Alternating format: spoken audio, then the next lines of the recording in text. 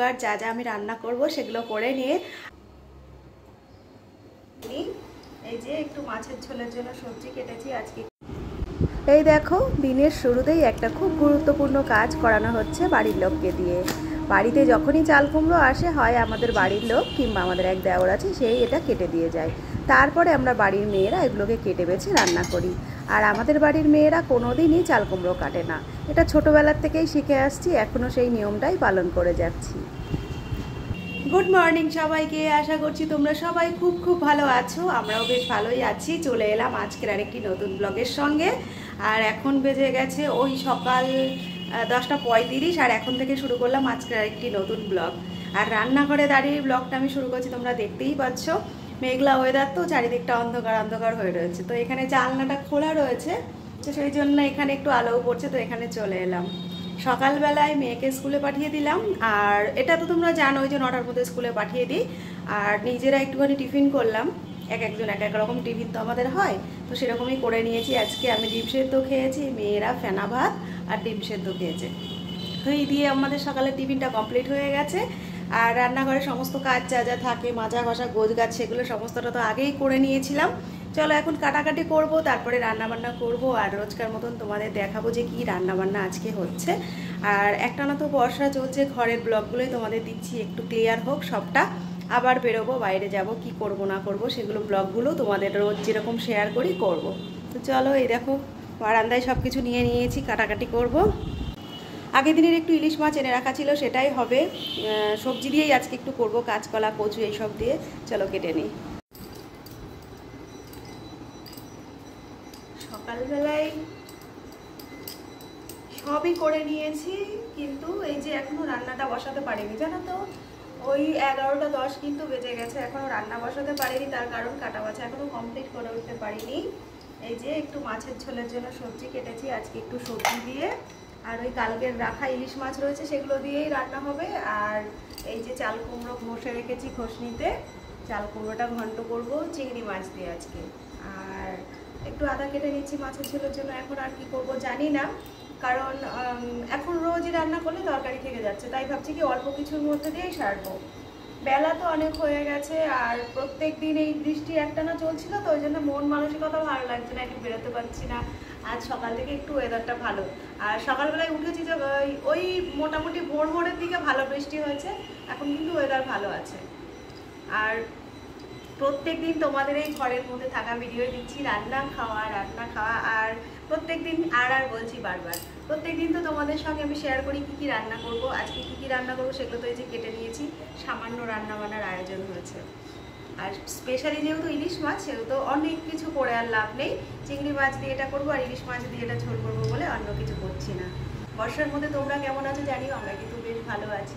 চলো এগুলো সেরে নিয়ে রান্না যখন করবো আবার তোমাদের সঙ্গে কথা হচ্ছে। আজ যা যা রান্না হবে সেগুলো দেখো, সব কিছুই আমি রোজকার মতো কেটে গুছিয়ে নিয়ে রান্নাঘরে এসেছি। আর আজ রান্না হবে ইলিশ মাছ। কালই আনা হয়েছিল ইলিশ মাছ আর চিংড়ি মাছ, তো কাল তো খিচুড়ি রান্না করা হয়েছিল, তাই কয়েক পিস মাছ ভেজেই রেখে দিয়েছিলাম, আর সেগুলোই খাওয়া হয়েছিল। আর আজ ইলিশ মাছের সঙ্গে চিংড়ি মাছের সঙ্গে যা যা রান্না হবে সেগুলোই কেটে নিয়েছি। আর এই ভাজাটে আমি আগে করব না ভেবেছিলাম, পরে চিন্তা করলাম এই 2 পদই শুধু হবে, একটু ভাজাও কেটে নিই, তাই একটু বিট গাজর কেটে নিয়েছি। আর এই যে সেই সঙ্গে সঙ্গে রয়েছে মাছ। আর মাছ দেখো কাল তো 4 পিস আমি ভেজে নিয়েছিলাম, আর একদম ছোট পিসগুলো আজ রয়েছে। আর সেই সঙ্গে রয়েছে 2 টুকরো মুড়ো আর একটু তেল। তো ভাবছি এইটা দিয়েই আজকে রান্নাবান্না সেরে নেব। অনেক সময়ই আমি এমনটাই করি, একদিন মাছ এলে সেটাকে 2 দিন এইভাবে করার চেষ্টা করি, তাতে 2 দিন মাছও খাওয়া হয়, সংসারের কিছুটা আয়ও হয়। এই যে চলে এলাম, সমস্ত রান্নার জোগাড় যা যা আমি রান্না করব সেগুলো করে নিয়ে। আর তোমাদের তো বলছিলাম সেরকম খুব বেশি ঝামেলা করব না, দেখো শেষমেশ এই যে এখানে আমি একটা ভাজাও কেটে নিয়েছি। এই যে বিট গাজর সব সময়কার জন্য আমাদের খুবই ফেভারিট, বিট গাজর ভাজা পছন্দ করি। আর এই যে বেশ খানিকটা চিংড়ি মাছ, তোমাদের বলছিলাম চিংড়ি মাছ করব, এই যে এটা কালকের চিংড়ি মাছ, বেশ খানিকটা রাখা ছিল, এই দিয়ে চাল কুমড়ো দিয়ে করব। আর এই বর্ষার সময় রান্না খাওয়া ছাড়া বাইরের যে কাজগুলো কাচাকাচি বা অন্য কিছু, সেই কাজগুলো তো একটু কম থাকে, তাই দেরি করেই রান্না বসাচ্ছি। আর এখন কটা বাজে জানো তো, এখন বাজে 12টা 5। এখন রান্না বসাবো, গরম গরম রান্না বান্না হবে, স্নান করব, খাওয়া দাওয়া করবো।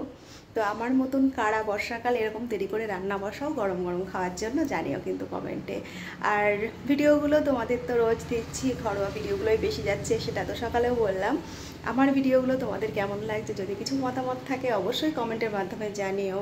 যারা আসো আমার ভিডিও দেখো তারা একটা লাইক কমেন্ট অবশ্যই করো। তোমাদের আমি প্রত্যেক দিনের ভিডিও শেষে বলি, আজ ভিডিওর মাঝেই বললাম, তোমাদের যদি আমার ভিডিওগুলো একটুও মন ছুঁয়ে যায়, একটুও ভালো লাগে, আমাকে একটুও ভালো লাগে, একটা লাইক কমেন্ট করতে ভুলো না। আর নতুন বন্ধু যারা আছো, যারা আমার ভিডিও দেখো, তারা অবশ্যই একটা সাবস্ক্রাইব করে দিও, আমার খুব ভালো লাগবে।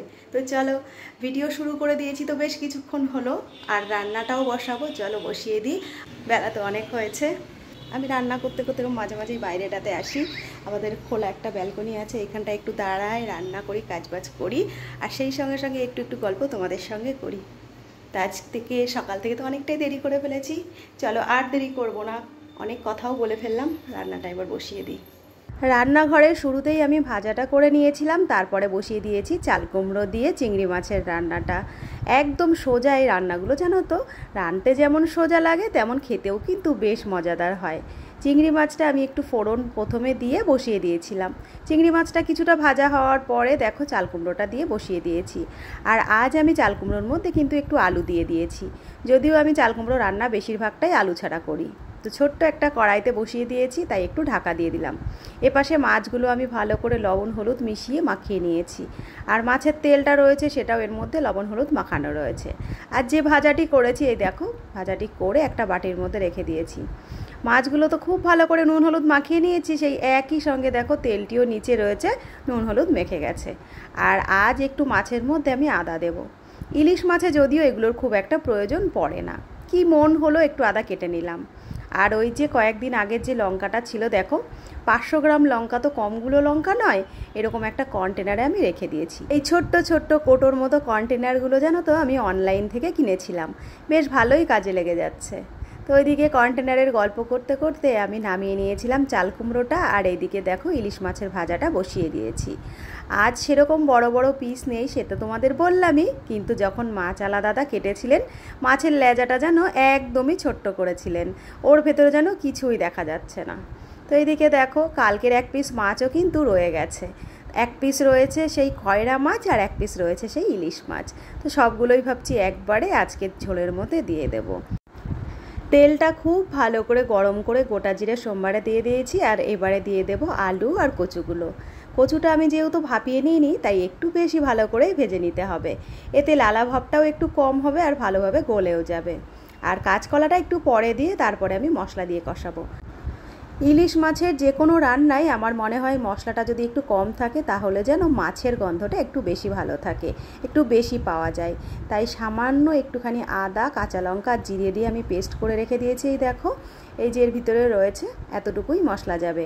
আর সব শেষে আমার বাড়িতে করে রাখা একটু ভাজা মশলা দেব, ব্যাস। আজকে এতটুকু মশলার মধ্যেই রান্না হবে। ইলিশ মাছ আর ইলিশ মাছের তেলটা আমার বরাবরের জন্যই খুব প্রিয়।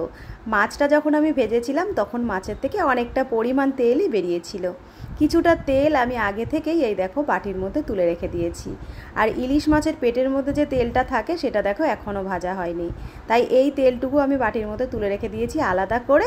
ওর ভিতরেই সব শেষে একদম একটু লঙ্কা দিয়ে তেলটা ভেজে নেব। কিছুটা কাজ ওদিকে কমপ্লিট করে চলে এসেছি, আর ইতিমধ্যে দেখো আমার কচু দিয়ে মাছের ঝোলটা হয়ে গেছে। আর মাছের ঝোলটা দেখতে কেমন হয়েছে তোমাদের সামনেই নামাচ্ছি, তোমরাই বলো কেমন হয়েছে। এক টুকরো যেটি খয়রা মাছ ছিল সেটাও কিন্তু আজ আমি এই ঝোলের মধ্যে দিয়ে দিয়েছি। ঝোলটা রান্না করা পুরো রেডি হয়ে গেছে, আর নামিয়ে নিয়েছি। দেখতে কেমন হয়েছে তোমরা কিন্তু অবশ্যই জানিও। এখন তো সমস্ত কাজ আমার কমপ্লিট করতে হবে, তারপরে খাওয়া দাওয়া। চলো সবটা সেরে আবার আসছি। রোজকার ব্লগ ভিডিওর মধ্যে একটা ফেভারিট পার্ট আমার এই দুপুর টাইমটা। তার কারণ কি, মেনুতে কি কি আছে এই সময়টাতেই তোমাদের সঙ্গে আমি রোজ শেয়ার করি। আজও চলে এসেছি, এখন ওই প্রায় 3টে, জানো তো অনেক বেলা হয়েছে। কাজকর্ম সমস্ত সেরে বসেই ছিলাম, বাড়ির লোকের হদিশ ছিল না, সে আসে প্রত্যেক দিন দেরি করে, আজও দেরি করেছে। তো অবশেষে আমরা মা মেয়ে দুজন মিলেই বসে পড়েছি। সে এখন ঠাকুর ঘরে কখন আসবে ঠিক নেই। আর সকালে শুধু ডিমের উপরে রয়েছি আমি, আর ওরা একটু একটু প্যারা ভাত খেয়েছে। তো তো চলো, অনেক কথা তো তোমাদের সঙ্গে বললাম, এবার চলো দেখাই আজকের মেনুতে কি কি আছে। দেখো, সবার প্রথমেই এখানে রয়েছে ইলিশ মাছের তেল ভাজা।